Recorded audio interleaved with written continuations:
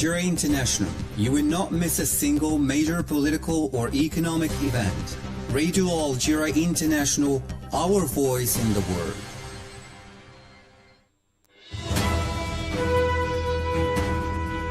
This is the English service of Radio Algeria International.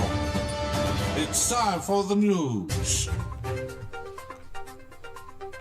In today's top stories, Minister Delegate to the Minister of National Defense and Chief of Staff of the People's National Army, Army General Said Shingriha today followed the launch of the Alsat-3A satellite. The UN Works Agency for Palestine Refugees UNRWA have warned that its presence, which has lasted for decades in occupied Jerusalem, is approaching its end due to the outrageous measures taken by the Israeli occupation against the agency.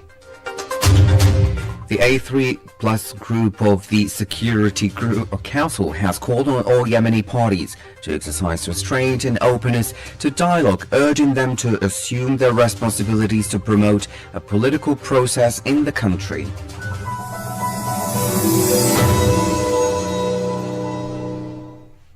Hello and welcome to Radio Algeria International. I'm Jamal Slimani. Minister Delegate to the Minister of National Defense and Chief of Staff of the People's National Army, Army General Said Shingriha, followed the launch of the Alsat-3A satellite as part of strengthening and developing national capabilities in space monitoring and reflecting the partnership between the Algerian Space Agency and the Chinese Aerospace Science and Technology Corporation. Army General Said Shingriha monitored today morning at the remote sensing ground station site the launch of the Alsat-3A observation satellite from the Jiuquanlat base in northwest China. The launch was successful and will provide the country with additional high-resolution satellite data for monitoring while also enhancing our geospatial intelligence and value-added geospatial information systems, including mapping, digital elevation models, and more. The Minister of Interior, Local Authorities and Transport, Said Sayed, today presented in a public session at the Council of the Nation the draft traffic law described as an important step toward enhancing road safety and protecting citizens from traffic accidents. During the session, Mr.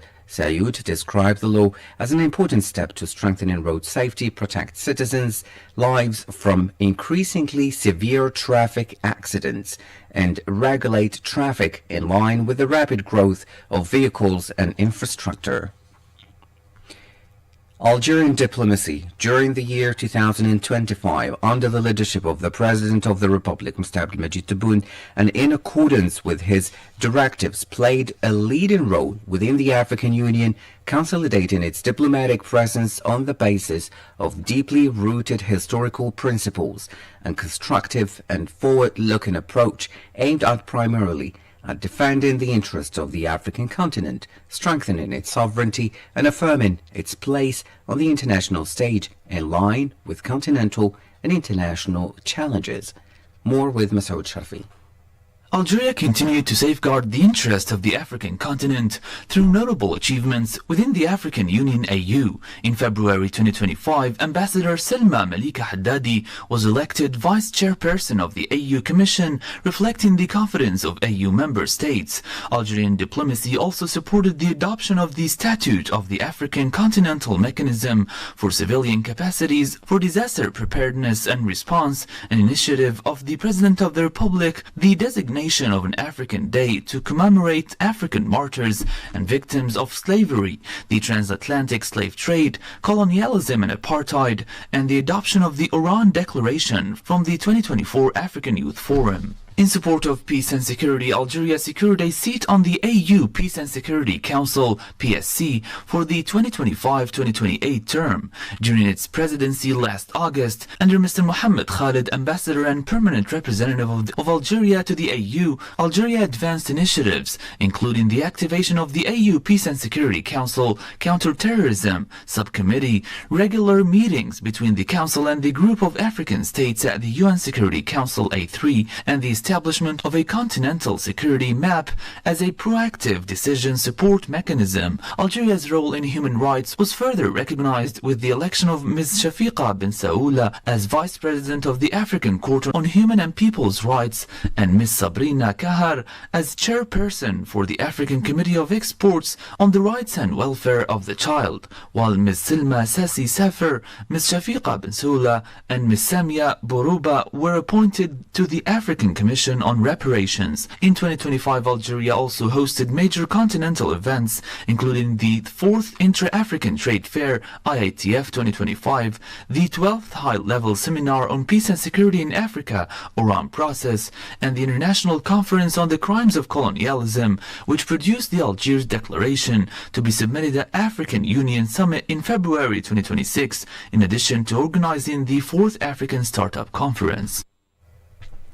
Now, the Ministry of Foreign Affairs, National Community Abroad and African Affairs and the Ministry of the Interior, Local Authorities and Transport have announced the launch of a new service enabling citizens born abroad and residing in the national territory to submit their applications for registration and rectification of civil status records directly at the municipal level, as part of the implementation of instructions from the country's highest authorities and aimed at strengthening efforts to digitize and modernize public services, simplify administrative services for citizens residing in Algeria and abroad, and bring the administration closer to citizens. Now, the President of the National People's Assembly, Mr. Ibrahim Boughali, has affirmed that the text of the law criminalizing French colonialism in Algeria establishes an international reference in this field, noting that national memory is closely linked to national sovereignty. The details with Masoud Sharfi. In an interview for the program Le Vrai Dialogue on the Belgian channel ATB, Mr. Boughali highlighted that this text represents a complete sovereignty, given that national memory is closely linked to national sovereignty, adding that it came as part of a firm commitment and long struggle led by the deputies, which call for pride in the Assembly's role in protecting national memory. Mr. Boughali noted that hidden French forces blocked progress despite President Tebboun's wise diplomacy, emphasizing Algeria's sovereignty and the pursuit of justice and historical truth. The law criminalizing French colonialism, developed by a cross-party committee, was quietly finalized and voted on December 24th to be translated as an international reference. Mr. Boughali also stressed France's obligations, including cleaning nuclear sites and delivering mine maps, condemning attempts to erase colonial crimes. Now, the Minister of Religious Affairs, Youssef Belmehdi, has received here in Algiers the President of the Tijani Islamic Council of Ghana, Sheikh Ahmed Abul Faid Tijani. During the meeting, the minister presented his guest with copies of the historic Rodosi Mushaf and the Mushaf al-Jazair in Braille, printed under the auspices of the President of the Republic, Mr. Abdelmajid Tebboune. The national airline Air Algérie has announced today that it has received its third Airbus A330-900 Neo aircraft as part of its fleet renewal and expansion program. The aircraft, named Yenair, arrived at Houari Boumediene International Airport in Algiers. It follows two other recently received planes of the same type. The new aircraft, designed for long-haul flights, will help Air Algérie expand international routes, including to Canada, China, and South Africa. The United Nations Relief and Works Agency for Palestine Refugees, UNRWA, have warned that its presence, which has lasted for decades in occupied Jerusalem, is approaching its end due to outrageous measures taken by the Israeli entity against the agency. UNRWA stated that the actions carried out by the Israeli entity are part of an ongoing campaign aimed at preventing the agency from carrying out the mandate entrusted to it by the United Nations General Assembly in occupied Jerusalem. UNRWA director in the occupied West Bank, Roland Friedrich, reported that the Israeli forces stormed the UNRWA Health Center in Jerusalem, demanded the removal of UN signage, and issued a 30-day temporary closure order, warning that this may signal a rapid reduction of the United Nations presence in occupied Jerusalem. As you followed in our top stories, The A3 group at the Security Council, bringing together Somalia, Democratic Republic of the Congo, and Liberia, has called on in New York for all the Yemeni parties to exercise restraint and openness to dialogue, urging them to assume their responsibilities to promote a political process in the country. Masoud Sharfi has more. Speaking on behalf of the group, Somalia's permanent representative to the United Nations, Abukar Dahir Osman, said that political cohesion among Yemeni actors is crucial. We encourage all parties to consolidate these gains through restraint, dialogue, and adherence to existing commitment and to avoid actions that will reverse the progress. A3 stresses that political cohesion among Yemeni actors remains essential. Internal rivalries and unilateral measures risk further fragmenting the country and undermining the prospect for a durable settlement. We therefore urge Yemeni parties to engage constructively in the dialogue, including within ongoing discussions, and to prioritize broader national interest of the Yemeni people over the short-term political calculations. While the situation in Aden has improved sufficiently to allow humanitarian operations to continue, activities outside the city remain cautious. On this occasion, he called on international donors to maintain and, if possible, increase the vital assistance to the Yemeni people, stressing the need for flexible, predictable and timely funding. The Somali diplomat stated that the A3 remain committed to Yemen's sovereignty and unity, stressing that lasting peace requires dialogue, compromise and strong international engagement, not military escalation or political divisions. Still with our African news, the conflict in Sudan has caused the greatest displacement crisis in our time, said the new UN High Commissioner for Refugees, Barham Saleh, today during a visit to camps in eastern Chad, hosting 1 million Sudanese who have fled the conflict ravaging their country. Mr. Saleh, who took office in January as head of the UN High Commissioner for Refugees, UNHCR, told the press that the world must pay much more attention to the plight of Sudanese refugees, arguing that the aid provided by the UNHCR is far from sufficient.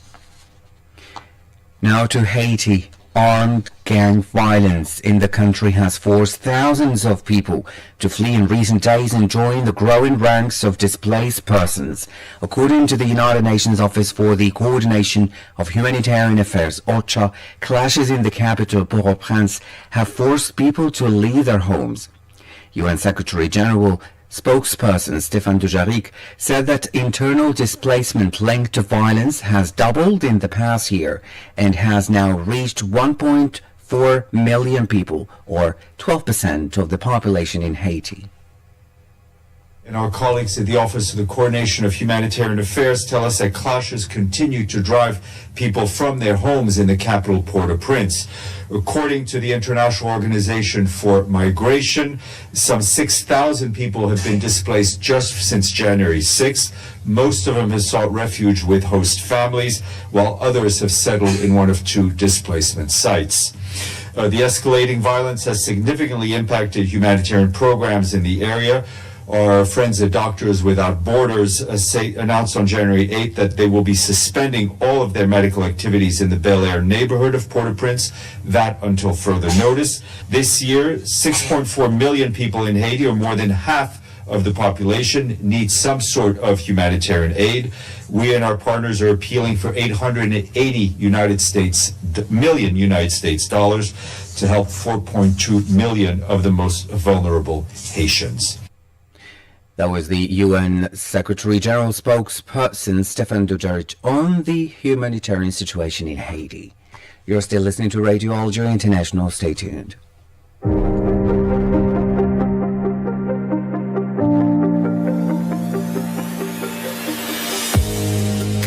Hello and welcome to your weekly program.